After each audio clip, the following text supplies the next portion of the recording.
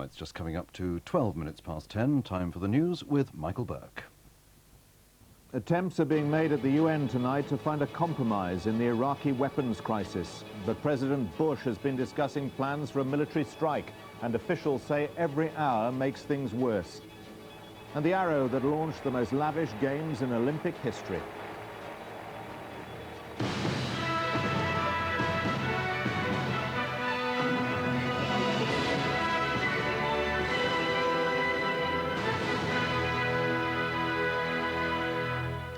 Good evening. A senior United Nations official and the Iraqi ambassador at the UN are trying to find a compromise tonight that will defuse the gathering crisis over inspection of weapons in Baghdad.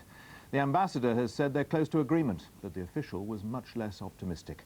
Time is against us and every hour that goes by is making things worse, he said. President Bush has been meeting his advisors to review plans for a military strike if Saddam Hussein continues to defy the terms of the Gulf War ceasefire. His spokesman said all options remain open. It has been a day of confidence and caution at the United Nations. At first, Iraq's ambassador claimed to have reached an agreement that would defuse the crisis over the Ministry of Agriculture building. 2 hours later, he had modified his position. We are talking about the modalities now, and we are seeing eye to eye on so many things, and a few things remain to be finalized, and we hope to finalize them this afternoon. But the modalities, in plain English, the mechanics of UN inspection, were, it seemed, still complicated, and the United Nations negotiator did not share the Iraqis' optimism. I wouldn't call that progress. We rather slide back and started off again to go forward, but so we are rough. We still have an outstanding issue. From President Bush, there has been no comment. He'd cancelled a weekend break in Kennebunkport for crisis talks with senior security advisors at Camp David. If this was a council of war, Defense Secretary Richard Cheney was giving nothing away, and the White House said only that all options were still open. Politically, there is broad support from Republicans and Democrats for a military strike, if that's what it takes, with Saddam Hussein himself on the list of targets. Command and control is a legitimate military target in a war situation. Command and control is defined as the person who's commander-in-chief right on down the line. Saddam Hussein is in the chain of command. If he doesn't get the message in the next few days, it's going to be bombs away. Even with an agreement on the UN inspections, the White House says Iraq is still in broad defiance of United Nations resolutions, particularly through its attacks on Shiite rebels to the south and its unauthorized use of military aircraft.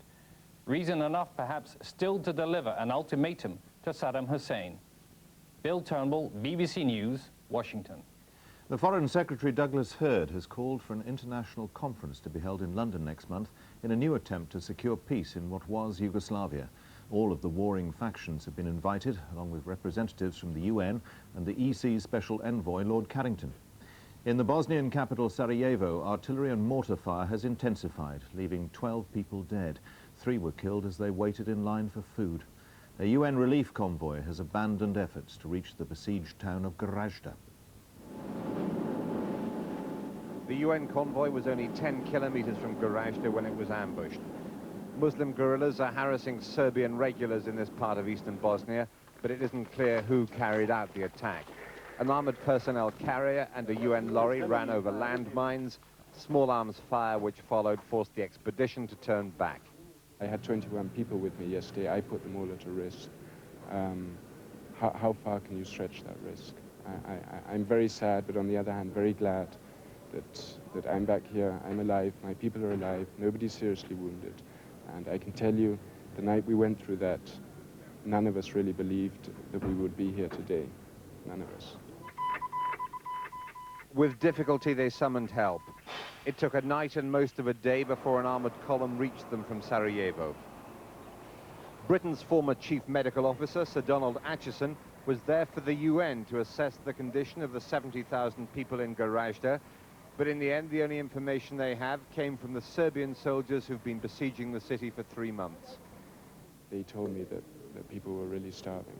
Now, if they say that, I think we can know that the reality must be awful. It leaves the people of Gorazde in I mean, I wish we could do more, but we're not bulletproof. For the time being, plans to reach Gorazde by road from here have been shelved.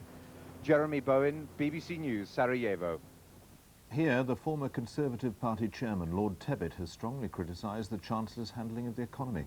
Lord Tebbit said Britain had locked itself into too close a reliance on decisions made by the German Bundesbank, and he added his voice to those calling for lower interest rates. After a week of continuing pressure on the pound within Europe's exchange rate mechanism, the political pressure on the government over the economy shows no sign of easing. But the Chancellor tonight reaffirmed his intention of sticking to the disciplines of the ERM and eventually moving to its narrow band at the central rate of 2.95 to the pound, significantly above its current value. That effectively means interest rates can't be cut for fear that the pound would fall further. And Lord Tebbit has become the latest senior Conservative to question that strategy. In an interview recorded for Radio 4 tomorrow, he says the Chancellor has given over control of British interest rates to the German central bank. Quite clearly at the moment the German economy needs high interest rates. I suspect that the British economy needs rather lower interest rates. And we have locked ourselves in a position where the Chancellor has no discretion at all. The Chancellor's view is that you don't cut and run when the going gets tough, but many Tories do want interest rate cuts, and new figures out next week will show more mortgage holders than ever in serious arrears.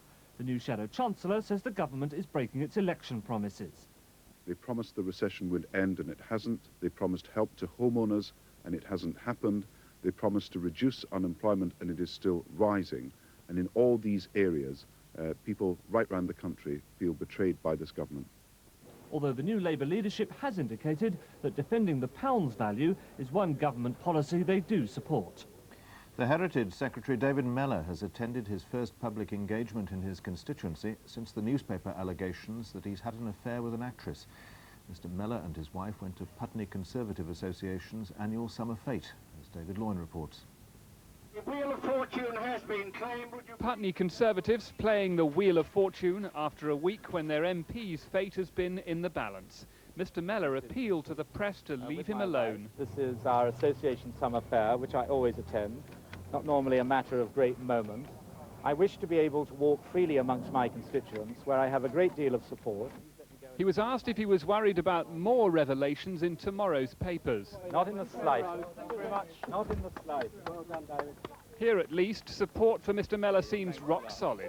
Very nice.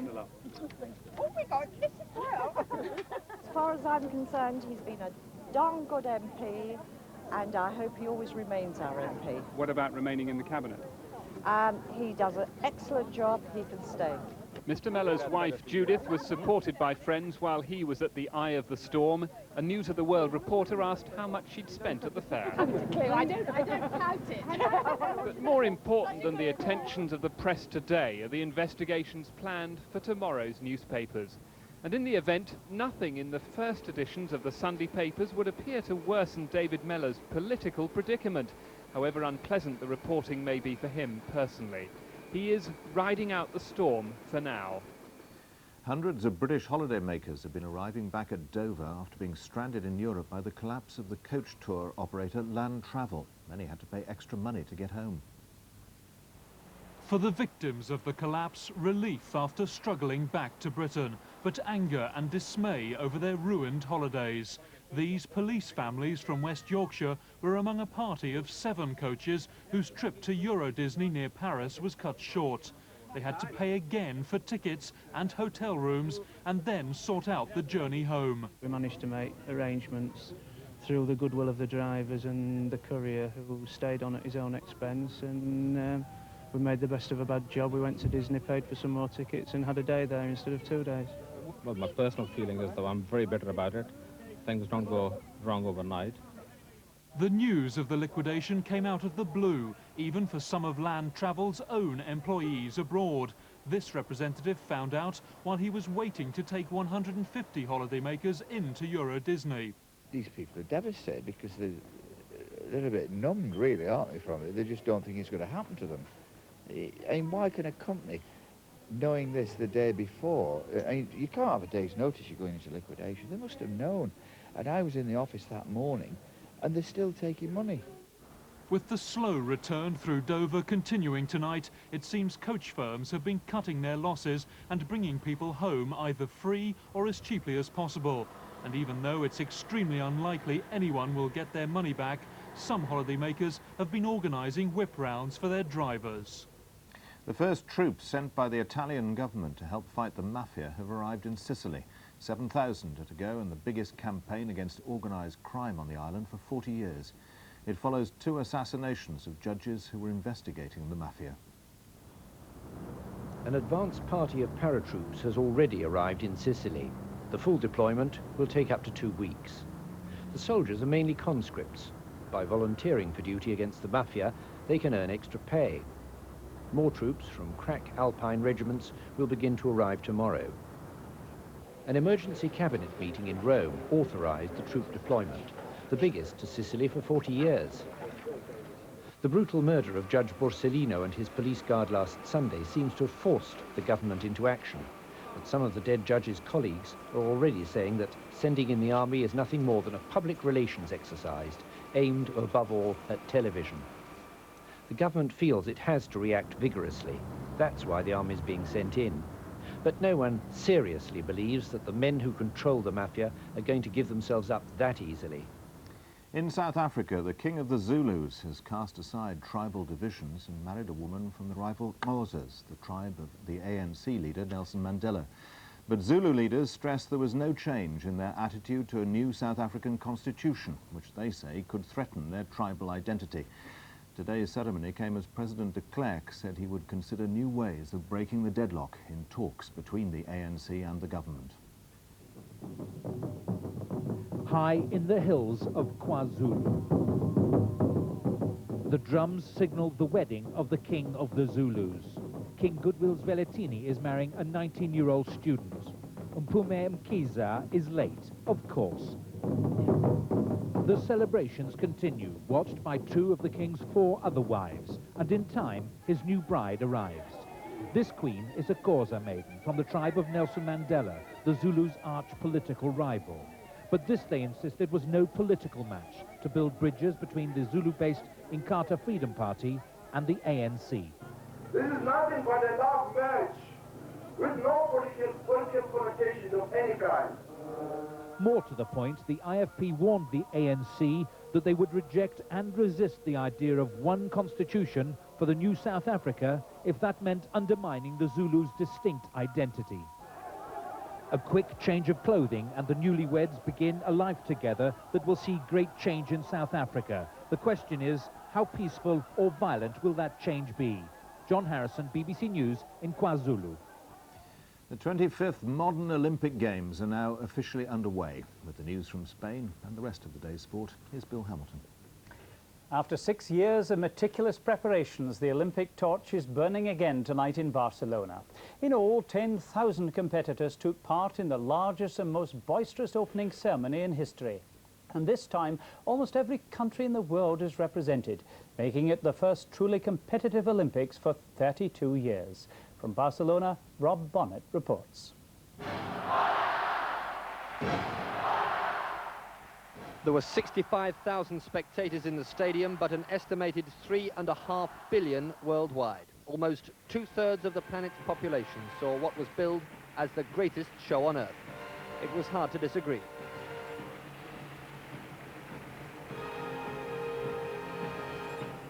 All this represented the voyage of men inspired by the spirit of Hercules, who by legend was the first Olympian. They defeat the forces of evil and establish Barcelona on the western shores of the Mediterranean.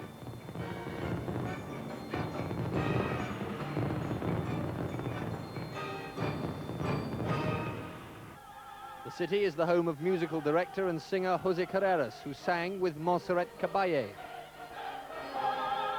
Other singers, in a prima donna-ish spat, had been excluded stage space, but all the countries are in the games, most notably South Africa, who paraded in front of ANC leader Nelson Mandela. So did the Bosnians, arrived, they said, in paradise from hell, a theme expanded in a spontaneous remark from the city's mayor. I want to quote the letter I received from the Secretary General of the United Nations, asking me to publicly call for the compliance of the July 17th agreement on peace, on a truce in former Yugoslavia. The British team heard this. The competitors from Serbia and Montenegro didn't. They'd been denied a place in the ceremony and also missed the extraordinary climax, the ignition of the Olympic flame by bow and arrow.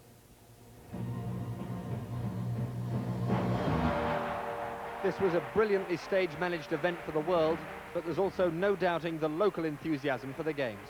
Rob Bonnet, BBC News, Barcelona. Cricket and the roller coaster of fortune continues in the fourth test at Headingley. England are still favourites to win, even after a spectacular middle-order collapse, blasted out by the world's #1 fast bowler. It was to be a day when Graham Gooch's value to England was never more graphically illustrated. While the captain was there, all was fine, but the manner of reaching his century ill-reflected its construction. A match-winning lead was looking inevitable, but from the moment Smith on 42 drove Akib to Javid, it all started to go wrong. Stewart followed him soon after, but the crucial dismissal was that of Gooch in the last over before lunch, beaten by Mushtaq Skoogly on 135. Without the captain, the ship was hopelessly rudderless, Ram Prakash precipitating a collapse with the day's most ridiculous shot. But it was Waqar Younis who was their chief destroyer. His dismissal of Hick was not only his trademark speciality, it probably ended, temporarily at least, a hugely disappointing Test career. It also heralded a vintage spell of fast bowling that swept away the England batting in a manner that will be long remembered by all those who saw it. Pringle was just one of those flummoxed by the combination of swing and pace as England lost their last 8 wickets for a paltry 28 runs. But England still had a lead of 123, which was made to look even more impressive when Sohail slashed wildly at Malander for the second time in the match. Ramiz Raja, though, responded positively to the challenge, and despite losing Asif Mushtaba, had reduced the deficit to 59 when Malander struck another crucial blow, having Javed caught behind for only 4. And when, after a break for rain, Ramiz flicked Munton to square leg, Pakistan were right back in the trouble from which their bowlers had tried so valiantly to extricate them. An English victory to level the series should follow. And as they go into the fourth day, Pakistan trail England by 25 runs with 6 wickets remaining. Nigel Mansell will start in pole position for tomorrow's German Grand Prix after setting the fastest lap time in today's final qualifying session. It's the 9th time Mansell sets off from top position on the grid as he goes for his 8th win of the season and moves ever closer to the Drivers' World Championship.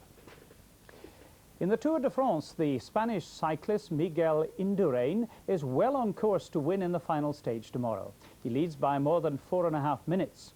Barring a serious accident in Paris, he'll complete a winning double, the Italian and French tours. Scotland's big football spenders Rangers have signed the England midfield player Trevor Steven for the 2nd time. Stevens' return to Ibrox at a fee of £2.4 million has ensured Rangers a huge profit. Last year, they sold him to the French champions Marseille for more than double that amount. The Irish Derby winner Saint-Jovite has confirmed his reputation as one of the racehorses of the year by winning the King George VI and Queen Elizabeth Diamond Stakes at Ascot. Saint-Jovite, ridden by replacement jockey Stephen Crane, made all the running and was in a clear lead by the final furlong. And Saint-Jovite strides clear. It's going to be close for the minor placings, but at the line, Saint-Jovite wins it brilliantly. And tonight's main news again. Attempts are being made at the UN to find a compromise in the Iraqi weapons crisis, but President Bush has been discussing plans for a military strike, and officials say every hour makes things worse. That's all from the newsroom tonight. From Bill and me, good night.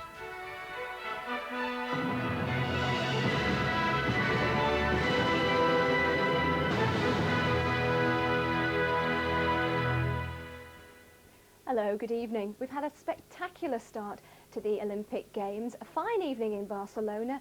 That huge firework display at the end, matched in fact not too far away in the hills by some natural pyrotechnics in the form of some thunderstorms. You can see them forming there. They were very lucky indeed. As far as our weather's concerned for tomorrow, it's this lump of cloud here in the Atlantic that's looking very threatening indeed. The shape indicative of a new low pressure area forming, moving up, sweeping into the west of Ireland by the middle of tomorrow, bringing wet and windy weather with it.